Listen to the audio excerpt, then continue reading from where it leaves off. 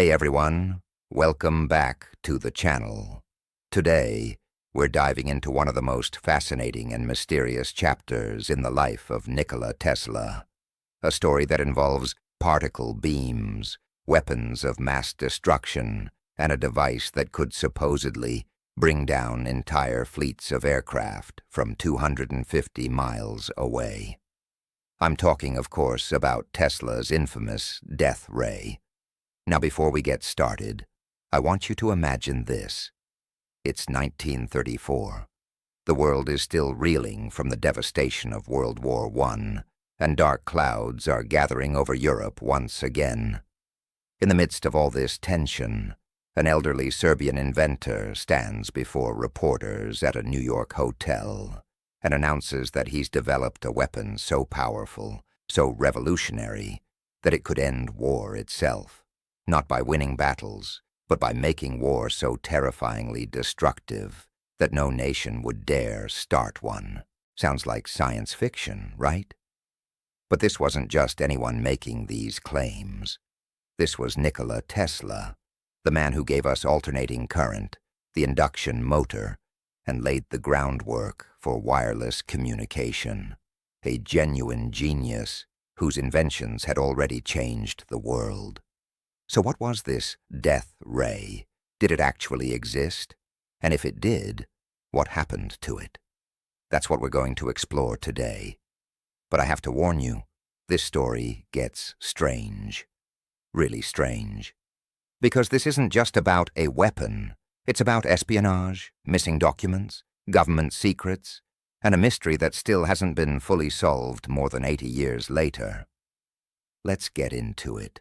To understand Tesla's death ray, we first need to understand where Tesla was in his life when he announced it to the world. By the 1930s, Tesla was no longer the celebrated inventor he'd been at the turn of the century. His rivalry with Thomas Edison was long over, but Tesla had lost. Edison's direct current might have been inferior, but Edison had won the public relations battle and the financial war. Tesla, meanwhile, had spent decades pursuing increasingly ambitious and increasingly strange projects. He was obsessed with wireless power transmission. He'd built the massive Wardenclyffe Tower on Long Island, with dreams of transmitting electricity through the air to anywhere on Earth. But his funding dried up. The tower was demolished, and Tesla's reputation suffered. By the 30s, he was living in modest hotels in New York, struggling financially, feeding pigeons in Central Park, and largely dismissed by the scientific establishment as a has-been, maybe even a crackpot. But Tesla never stopped inventing, and he never stopped thinking big. In July of 1934, on his 78th birthday, Tesla invited reporters to his annual birthday press conference. These conferences had become somewhat legendary. Tesla would hold court, making grand pronouncements about energy, technology, and the future of humanity. Sometimes his predictions were remarkably accurate. Other times, well, they were a bit out there. But this particular conference was different. Tesla stood before the assembled journalists and announced something extraordinary. He claimed to have invented a new type of weapon, a weapon based on an entirely new principle of physics. He called it a teleforce weapon, though the press immediately dubbed it the death ray, a term Tesla himself actually disliked because he felt it was too sensational and didn't accurately describe how the device worked. According to Tesla, this weapon could project concentrated beams of particles through the air at tremendous velocities, millions of volts of electricity, accelerating microscopic tungsten or mercury pellets to speeds that would make them unstoppable.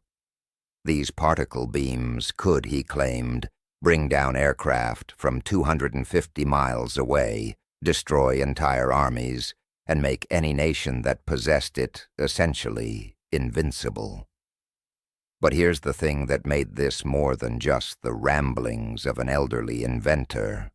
Tesla didn't claim this was theoretical. He claimed it was built, or at least that he had all the plans and specifications complete and ready to build. He said the device would cost only $2 million to construct and could provide an impenetrable defense shield around any country that deployed it. The reporters ate it up. Headlines screamed about Tesla's death ray. Some papers treated it seriously, others with skepticism, and some outright mocked the aging inventor. But Tesla was adamant. This wasn't science fiction. This was real.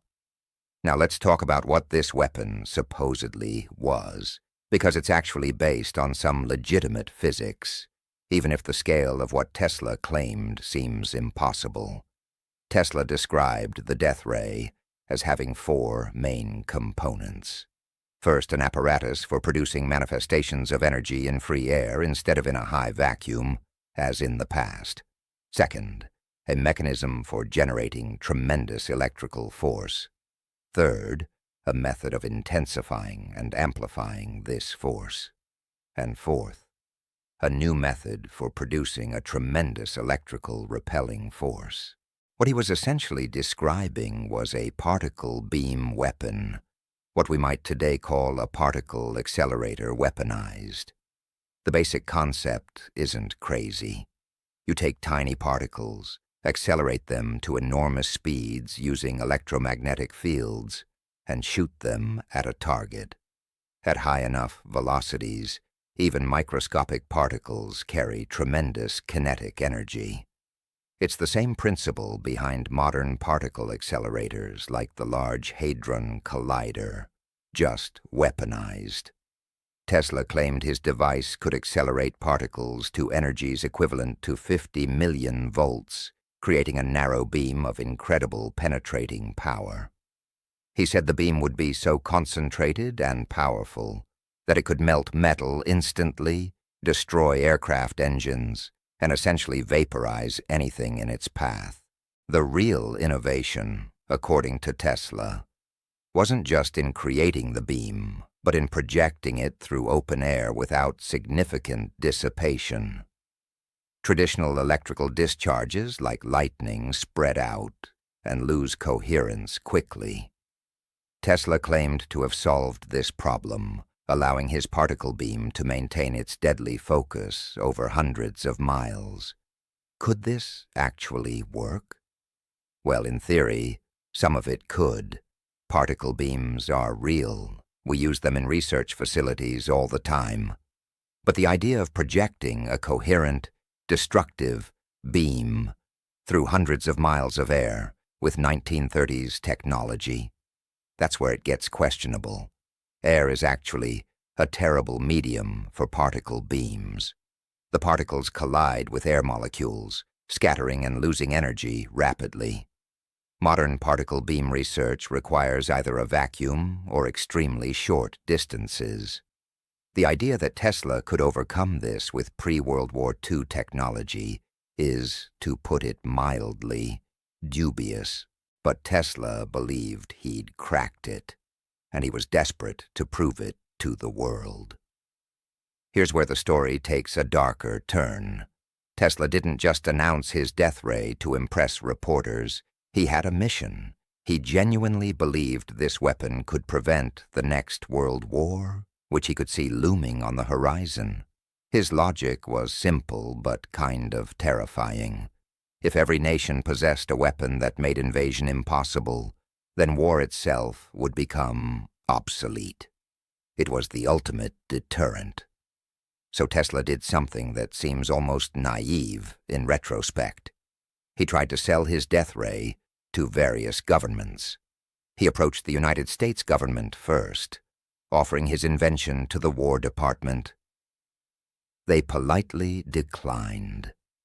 They'd dealt with Tesla before, and while they respected his earlier work, they were skeptical of his more recent claims. The death ray sounded too good to be true, and probably was. Undeterred, Tesla approached the United Kingdom. Again, polite interest, but no commitment. Then he tried the Soviet Union. In 1937, Tesla actually managed to negotiate with Soviet representatives, and there are documents suggesting they took him seriously enough to pay him $25,000 for access to his plans. But after reviewing his material, they apparently concluded it wasn't practical, and nothing came of it. Finally, in a move that would later cause all sorts of speculation, Tesla approached Yugoslavia, his homeland. He sent technical details to the Yugoslav government, hoping they might be interested in developing the weapon to protect themselves from the growing threat of Nazi Germany. None of these overtures resulted in the death ray being built, but they did result in something else. They put Tesla and his invention on the radar of intelligence agencies around the world. Let's jump forward to January 7th, 1943. Tesla is found dead in his room at the New Yorker hotel. He's 86 years old and has been in declining health. The official cause of death is coronary thrombosis, essentially a heart attack. Nothing suspicious about it, right? Here's where things get weird. Within hours of Tesla's death, before his body is even removed from the hotel, officials from the Office of Alien Property Custodian arrive at his room. Now, this was wartime, and Tesla, despite living in America for decades, was technically still a citizen of Yugoslavia. The Alien Property Custodian had authority to seize property belonging to foreign nationals, especially during wartime, to prevent it from falling into enemy hands. They sealed Tesla's room and confiscated everything: his papers, his notebooks, his personal effects. All of it was taken. Tesla's nephew tried to claim the estate, but he was blocked. Everything was locked away by the government. Then, something very interesting happened. The FBI brought in a professor from MIT named John G. Trump, yes, Donald Trump's uncle, as it happens, to evaluate Tesla's papers, specifically to determine if there was anything dangerous or valuable among them, particularly relating to death ray technology.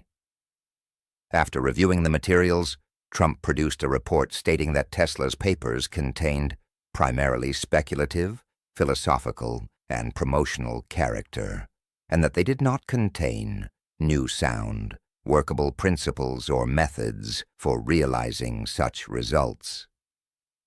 In other words, according to the official government assessment, the death ray was fantasy. There was nothing there. The papers were eventually released to Tesla's family in 1952 and ended up in the Tesla Museum in Belgrade.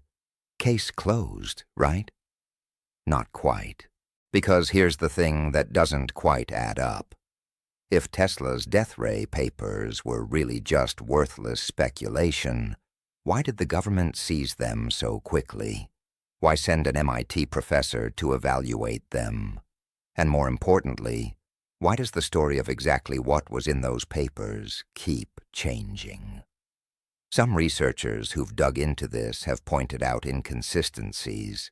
For one thing, the inventory of what was seized doesn't quite match what was eventually returned. There are gaps, documents mentioned in early inventories that don't appear in later ones. Then there's the timing. Remember, this is 1943. World War II is raging. The Manhattan Project to develop the atomic bomb is underway in secret. Radar technology is advancing rapidly. The idea of directed energy weapons isn't science fiction to military planners. It's something they're actively researching. Is it really so hard to believe that if Tesla had legitimate ideas about particle beam weapons, the government might have quietly appropriated them for further research? Now, I want to be clear. I'm not claiming the death ray definitely existed or that there's some massive cover-up. But the circumstances are suspicious enough that people have been questioning the official story for decades. And there's more to consider. In the years following Tesla's death, both the United States and the Soviet Union began serious research into particle beam weapons. The Soviets reportedly spent billions on directed energy weapon research during the Cold War. The United States developed its own programs, some of which led to technologies like the Strategic Defense Initiative, Reagan's Star Wars program. Were these programs inspired by Tesla's ideas? Possibly. Scientists and engineers certainly studied Tesla's work. Whether they found anything useful in his specific death ray plans is another question entirely. So what's the truth? Did Tesla's death ray actually exist? Here's what we know for certain. Tesla absolutely believed in it. His descriptions were detailed and specific, not vague hand-waving. He genuinely tried to sell the technology to multiple governments, and he maintained until his death that it was real and achievable. We also know that the technology he described, particle beam weapons, isn't crazy science fiction. The physics is real, even if the practical implementation he claimed seems impossible with 1930s technology. But here's what we don't know. We don't know if Tesla ever actually built a working prototype. There's no credible evidence that he did. We don't know if his theoretical plans would have worked if someone had built them, and we don't know exactly what happened to all of his papers after they were seized. My personal take? I think Tesla probably had developed some interesting ideas about particle acceleration and directed energy, ideas that may have been ahead of their time. But I think the death ray, as he described it, bringing down planes from 250 miles away, was probably more wishful thinking than practical engineering. Tesla was a brilliant inventor, but he was also someone who sometimes let his imagination run ahead of what was actually achievable. His wireless power transmission ideas, for instance, were theoretically sound, but practically impossible at scale with existing technology. But here's what makes this story fascinating to me. Whether or not the death ray could actually work, the fact that Tesla was thinking along these lines in the 1930s shows just how far ahead of his time he was. Particle beam weapons, directed energy, electromagnetic warfare. These are all things that militaries researched seriously in the decades after Tesla's death. Tesla saw where technology was heading, even if he couldn't quite get there himself with the tools available to him. There's also something deeply tragic about this whole story. Here was Tesla, one of history's great inventors, living in poverty in his final years, desperately trying to convince the world that he had one more revolutionary invention in him. And nobody would listen. Not really. He'd given the world so much: AC power, the electric motor, radio technology. But by the end of his life, he was largely forgotten, dismissed as eccentric or delusional. The death ray announcement probably cemented that reputation for a lot of people. But what if he wasn't completely wrong? What if buried in his notes there were ideas that, with modern technology, could actually work? We may never know, because we don't have access to everything he wrote. And that's the real mystery, isn't it? Not whether the death ray existed, but what knowledge died with Tesla that we'll never recover. Before we wrap up, I want to mention one more thing that always struck me as eerie about this story. Tesla's stated reason for developing the death ray was to prevent war through deterrence, making conflict so destructive that it would become unthinkable. Sound familiar? That's essentially the logic of nuclear deterrence, the idea that mutually assured destruction prevents war between nuclear powers. Tesla was proposing this concept a full decade before the atomic bomb was developed. He saw the future of warfare with frightening clarity. He just thought his particle beams would get there before nuclear weapons did. In the end, the world got its ultimate weapon of deterrence, just not the one Tesla envisioned. So what do you think? Was Tesla's death ray a revolutionary weapon ahead of its time, or the fantasy of a brilliant mind in decline? Do you think the government covered up something important in those papers, or was the official assessment accurate? Let me know in the comments below. This is one of those historical mysteries where reasonable people can disagree, and I'm genuinely curious what you all think. If you enjoyed this deep dive into one of Tesla's strangest inventions, make sure to hit that like button and subscribe for more videos exploring the mysteries of science and history. Next week, we're looking at another Tesla mystery: his claims about receiving signals from Mars and his obsession with communicating with extraterrestrial intelligence. Trust me, it gets even weirder. Until then, thanks for watching, and I'll see you in the next one.